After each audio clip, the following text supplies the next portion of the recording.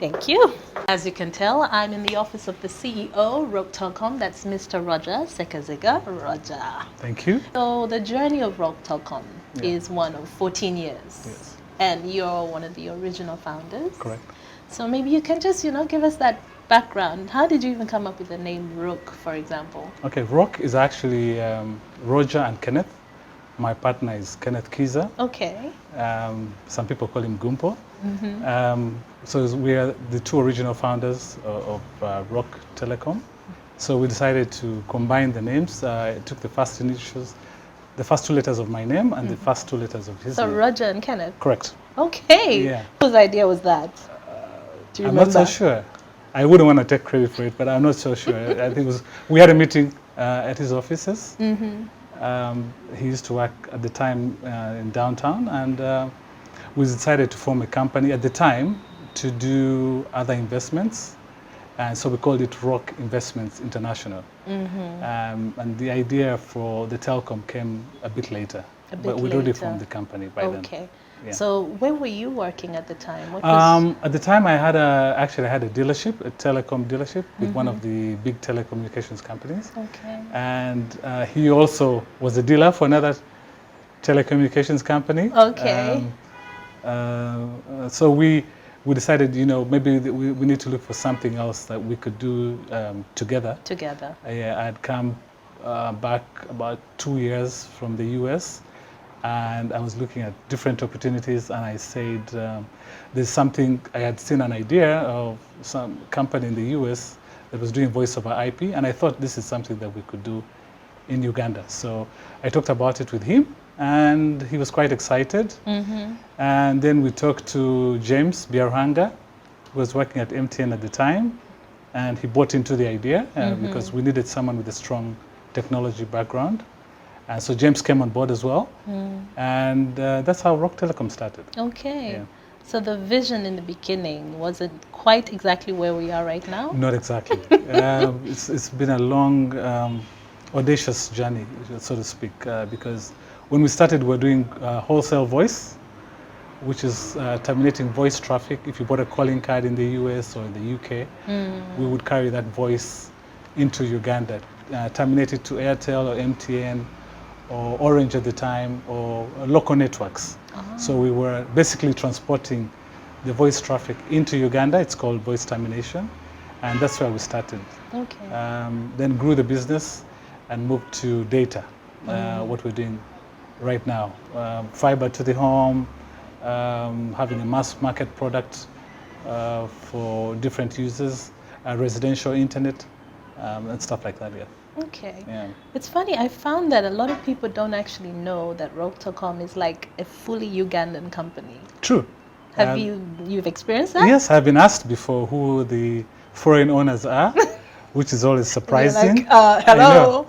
Considering the name, I guess that's some people mistake it to be a foreign company, but it's fully owned by Ugandans.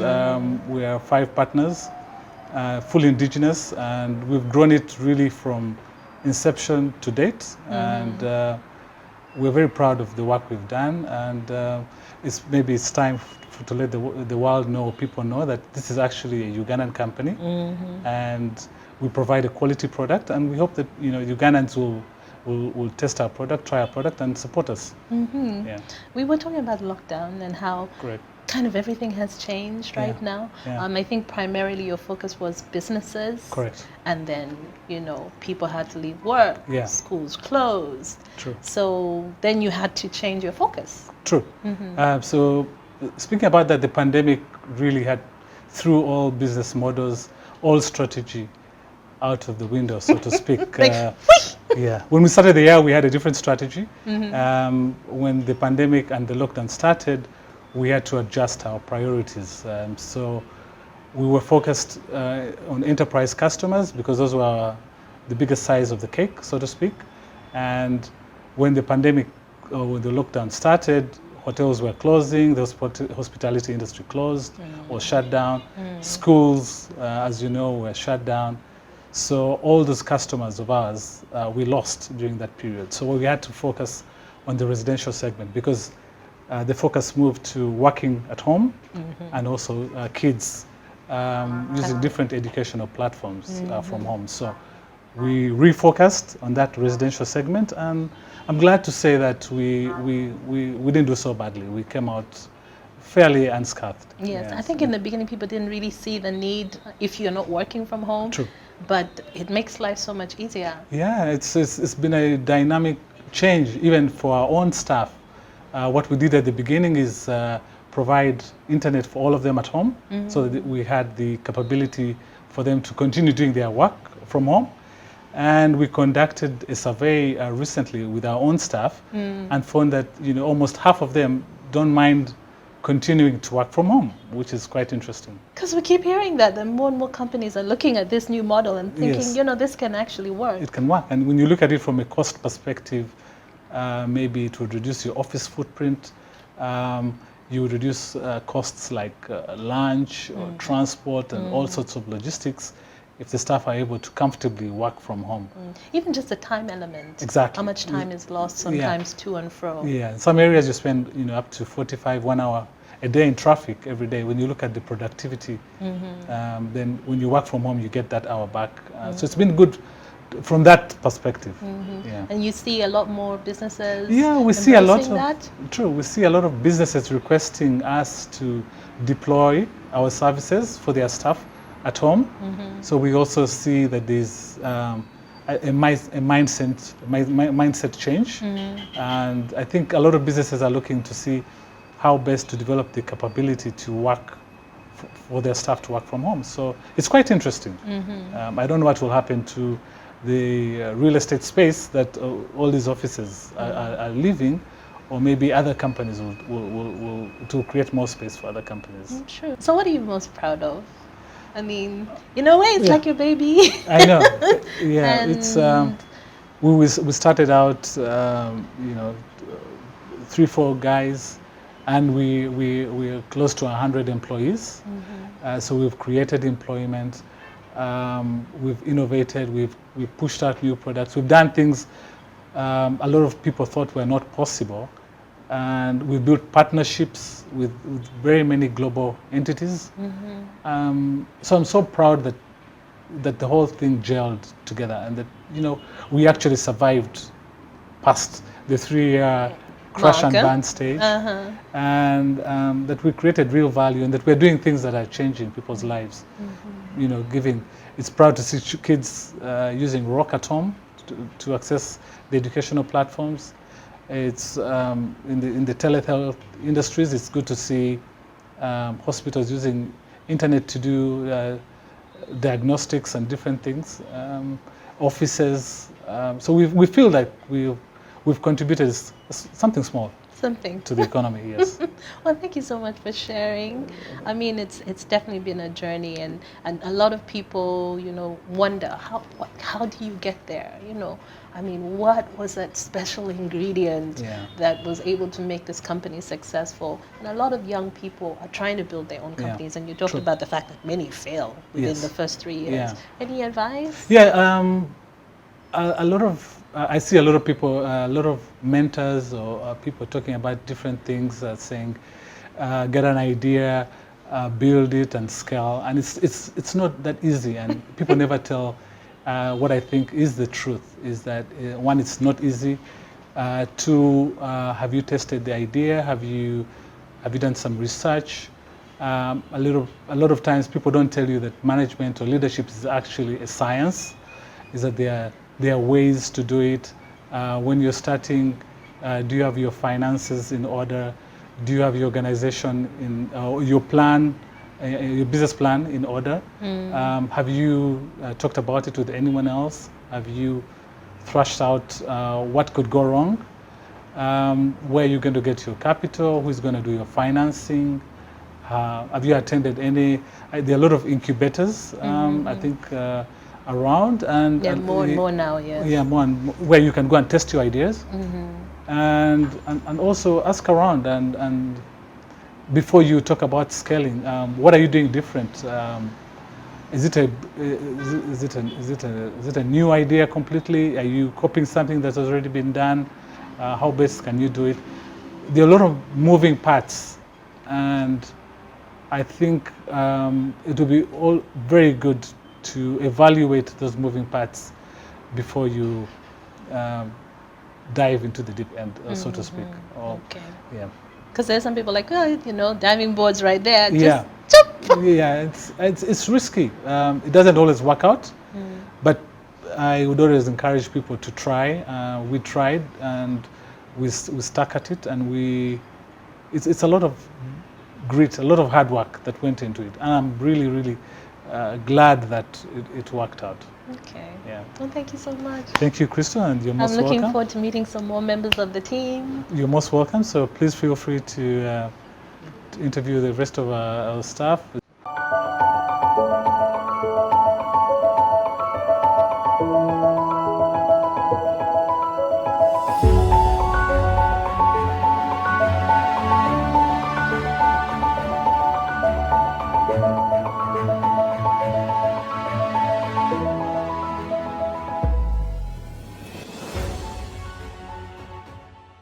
So I'm at Roke Telkom talking to many of the employees, and I have Michelle Baine here with me, Head of Marketing. Yeah. Hi, Michelle. Hi, Crystal. So how long have you been with Roke? I joined Roke Telkom in 2016, January. Actually, it was probably the 4th of January. Okay. Yeah, my story is interesting because it was by the way with Biaro. Of course, if you know Roke, you know Biaro.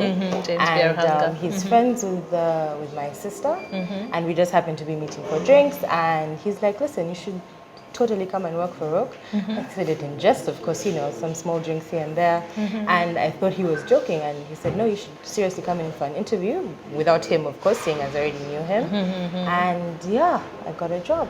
Okay. Luckily. So the vibe I'm getting is Yes. it's a lot like a family. It's It's very, very family oriented. We're small and sort of big for a completely Ugandan company, because I think we're close to 100 right now, 100 employees, but we're very in each other's lives, if you could say that. Very much in each other's lives, which is a good thing. Okay, Yeah. okay. So I am now with Shiva. Hi, Shiva. Hi, Crystal. How are Tell you? us what you do at Roke Telkom. I'm a third-party account manager. Third-party is international business, basically. We have clients that are outside the country that do not have infrastructure in the country, so we help manage relationships, get more business, manage their links for them too. Okay, how long have you been with Roke? I'm making 10 years in November. Oh my God. 10 years. Yeah. If you look back at like your journey, what are the memories that like jump out at you? I started as a receptionist and I'm now an account manager. That's such a big deal. Okay. The fact that your bosses see potential in you, our bosses see potential in people and they tell you, try this, try that. We are from one of my former bosses, James Biaro-Hanga, used to be like, I think you have so much in you, but you're just seated there doing nothing. And he would push you to do something. So that has the fact that they push you to be more than you think you are. That's the biggest thing that has happened for me. You know, and that one I'll always be grateful. All right. I'm Michael Sonko. I'm the lead enterprise personnel for Roke Telecom. I've been with Roke for over 7 years, and it has been an interesting journey. Back then, Roke used to operate in Kampala, so we had a limited coverage. Okay. So basically, we used to have a small workforce, first and foremost. But as time went on and with expansions, we've expanded to major towns in Kampala. We're in the north, east, south, and central. Okay. Yes, so it's been a very interesting journey. One of the things we talked about when I was talking with Roger is that pandemic happens and then everything changes. All the plans out the Everything window. changes. Our roadmap was just, Yeah. we took all the panyas possible. But thankfully, Yeah. as an essential service, Yeah. I mean, you're We're able staying to afloat. figure out solutions. Yeah. So I you mean- have some really juicy deals in there. Yeah, everyone doesn't know how sweet the life isn't on Roke Plus, which is our home. Okay, now you do. I do. Most recently, but it's been a good run. As much as the pandemic was such a scary time at the beginning, of course, being uncertain and unprecedented times, it showed us an opportunity, or it gave us an opportunity to come into a market where we actually can help people staying at home. And as much as, well, before the installation price was a bit higher, we took it down. And seeing as people are still sort of in their home space and a little bit more at work, we decided to make this easier for them to do at home. So we did a discount on the installation price, and then we made a bunch of apps and platforms free, like Zoom, like Trello, Skype. So the things that you would be using in the office are free of charge at home. Yeah. So that was what we're looking for, because as much as business must continue as usual, we have to take into account how much people have been affected by it. So if you're going to pay for your Skype, and you know how much video content can take off your bundle, we just made that 0 rated. A bunch of education apps as well. I'm sure your kids are using those. Google Classroom, different things that are trying to help help you continue life as normal. Okay. Yeah. Yeah, that actually makes sense, because now, I mean, for example, if we're talking about Zoom meetings. Yeah. I mean, I know people who they've even had it up to here. Listen, with you just Zoom don't turn on the meetings. camera. Just don't turn on the camera, or just have I know people who put on not a lesu, but like a small outfit on the top. Just put in a coat, but down, towel, pajama bottoms. It works. Maybe even none of that. Oh, maybe, I don't know. Because is that what you do? No. just thinking. I'm going to call you tomorrow and see. I'm going to call you tomorrow and see, but yeah. But what's really crazy about the packages, because you're thinking about people's everyday lives. I mean, the kids are doing online classes for the schools that are, and then parents are still going ahead with meetings. Yeah. But then you also have the added advantage of evenings from 7 p.m. to 7 a.m. Yeah. Like, that is kind of crazy. When did that start? It started, it was actually something that came out of us listening to our clients. We did a survey in 2018 that came with a lot of information, and we were sort of bombarded, and we didn't realize that our home product wasn't speaking to the right people. So you're going to pay for internet that you're not using during the day. You're going to go to work during the day. So we tried to come up with a solution, which is a 7 p.m. to 7 a.m. As much as you pay, you may have people at home, but then you, who's paying for it, the crystal, where you're out during the day getting stuff done. Yeah. So now when you actually come back home, you have to actually maximize the internet, which is where we came up with 7 p.m. to 7 a.m. And I always give advice to people who ask me, I'm like, if you actually sign up for Roke Plus, the best thing to do is try and avoid live streaming like Netflix, because you're going to max out your bundle if you actually do Netflix during the day. But I mean, it's 7 p.m. to 7 a.m. Yes, 7 p.m. And then there's weekends And as weekends well. and public holidays. That's the thing. We need... And public holidays. Okay. Yeah, you didn't know about public holidays? No, I didn't. Yeah, you do. So now you have to tag your calendar and just, this is this. And this is when I can go all out. And that's the thing. So the best thing about, it's the best, I think, without being biased to working for Roke, it's the best value for money. If you think about everything that you're downloading every single night, you can leave, I don't know what series overnight, an entire season of a series, downloading overnight, and you watch it the next day. So, you save on your bundle way more than you actually would. Yeah. The thing is, as much as, people are always looking for, they're always asking us to do MiFis and whatnot. I know that is a question a lot of people have. Yes. Because you have your hotspots, which are spread out all across the city. Spots, yes. And then your Roke spots. Yeah. And then, of course, you have these the Roke Plus solutions for home and businesses. Yes. Yes. It is, the thing is, our niche is fixed internet. That's the thing. As much as we'd love to cater to everyone and the mobile internet user and everything, but at this point in time, we're 13 years old right now. We turned 13. 14. I don't know if Roger told you, but we have so many offices up country. There's Lira, there's Arua. Exactly. I wanted to talk about your coverage, because you're Yes. promoting a lot of areas here. Yes. But then across the country. The thing is, we can still provide the the services here up country. So there's Okay. Lira, there's Sorority, there's Arua.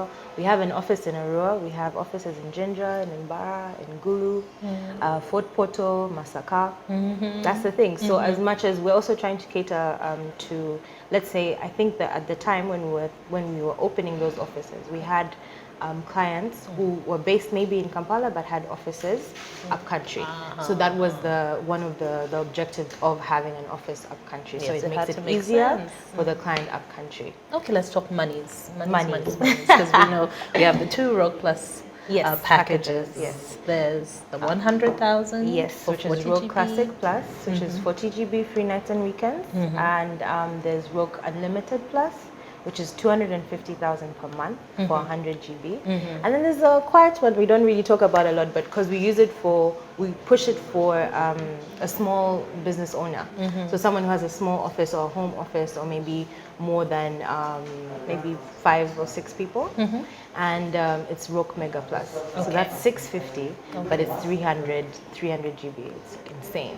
Wow. And remember, so Roke Unlimited Plus and Roke Mega Plus, even when you max out your bundle, you'll still be connected, just at a slower speed. So with Unlimited and with Mega Plus, you'll always be connected. So that's an upside. Okay. Yeah. And just one last thing. Sure. You've been working from home in this time. Yeah, and Is it enjoying so- living my best life. And working, just so you know, just want my bosses not to think that I'm slacking. Okay. I'm working. So more and more people are really looking at as Yeah. an option, looking Yeah. at it as from now on. We had a post the other day, I think it was 2 weeks ago on socials, and it was asking people to like if you prefer working from home or comment if you prefer working at work. I was being at work actually during this time. I think I am more productive at home. I honestly think I'm more knew? productive. Listen, I maybe wake up on at the same time, maybe 8. I'll be ready to go at 8. But I mean, I can still work until midnight. I mean, on and off, like throughout the day, you're still getting You actually things find done. that you're even Yeah, a little you- more productive to some. That's what I think. I feel like I've enjoyed working from home the most, to be honest. And apart from, of course, the things that are easier to do physically. I mean, with people and meeting and closing, let's say closing a deal that could have been done in maybe 2 weeks, now it takes a bit longer because someone won't have internet this time or someone won't be able to have the same call as you or something like that. But I think it's been a great time. Okay. And yourself? Yeah. Have you been enjoying? Actually, you must because of kids, hey? Yes. But do they leave you alone? Save that hard for work. another day. I'm Yeah. like, give mommy an hour, just 1 hour, please. No chance. No. They can't. They're like, okay, I'm gonna bribe you. You can watch something. With Roke internet. Yes, Netflix. Yeah. All right. Well, thank you very much. You're very welcome.